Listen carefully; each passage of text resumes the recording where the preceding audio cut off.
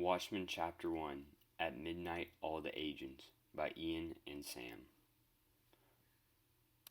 Starting off, the chapter's title is a direct correlation with the Bob Dylan song Desolation Row, as starting at 6 minutes and 50 seconds you hear these lines.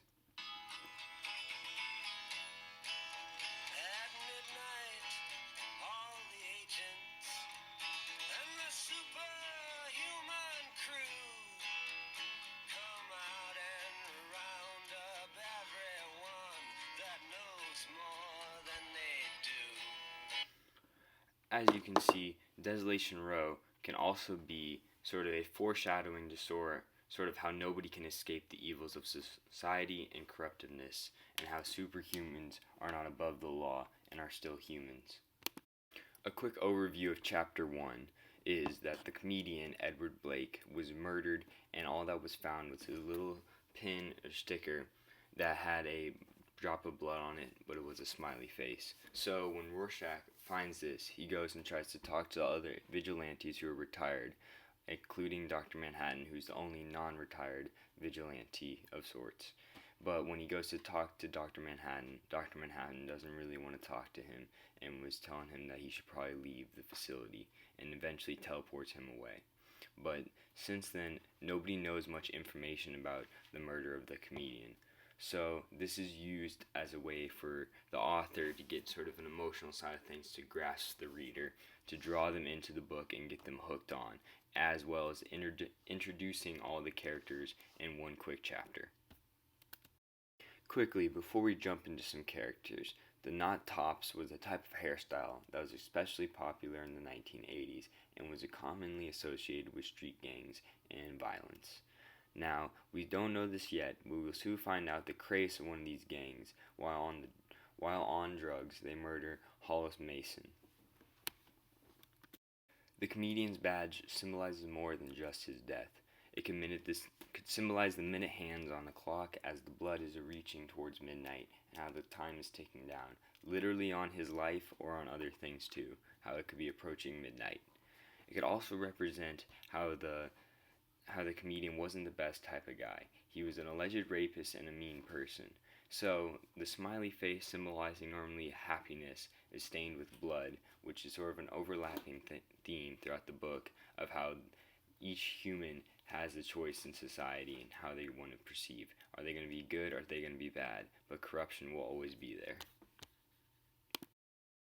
Next, we move on to Dr. Manhattan, or Dr. John Osmerod, before the accident. When he was in an accident in his physics experiment, he started to obtain godlike powers, which allows him to teleport and do whatever he wants. He can teleport other people. He's practically invincible. Change size. He is a god of sorts. But he's also very radioactive at the same time, which allows him to harm other people without him even trying, to show even more of a godlike power that this energy is radiating off of him. Also, his name has a play off the Manhattan Project that was created for nuclear warfare. However, we do not get tons of information about an alternate history in Chapter 1. There are a few things that should be noted. That Richard Nixon is running for his 5th term in office because there's no Watergate scandal. Therefore, General Ford is still the vice president. So, because of this, Nixon allows nuclear weapons were not outlawed in space, and Congress approves of lunar silos to store all these missiles, along with other major political tensions that occurred within Liberia in the late 80s. The novel shows that there were more tension than was in our timeline. Ozymandias is one of the superhero names for Andrian Vedette. As seen in the poem, Andrian Vedette is the king of kings and beloved over himself. My name is Amunes, King of Kings. Look on my works, ye mighty, in despair. Nothing besides remains, round the decay of colossal wreck, boundless and bare, and lone levels of sand stretch far away. As we can see, this relates a lot to the novel, with the lone and level stretched far away and the boundless bare.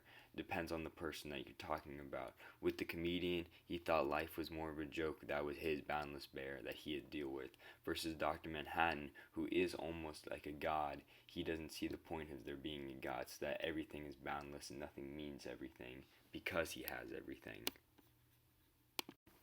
In Chapter 1, you see multiple appearances of Ganadina who is in a poem of a British soldier in the Indian independence movement.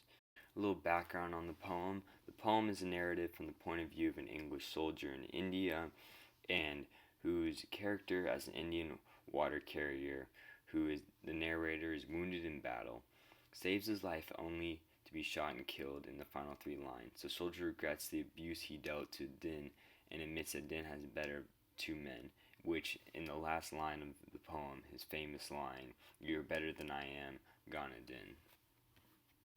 The last concept I would like to talk about is who watches the watchmen. The graffiti comes up multiple times in the chapter, as you can see in the panel. It's kind of hard to make out, but you can obviously tell who watches the watchmen. And sort of a moral question to think about: who is watching the watchers? How is there any checks and balances? Couldn't Dr. Manhattan, if he turned bad, control everything, or would he even want to? Because, as it says, God bless. Well, who is God? If he is God, did God make everything and step back, or is God still in everything? As Dr. Manhattan is kind of fading away and eventually will get sent to Pluto.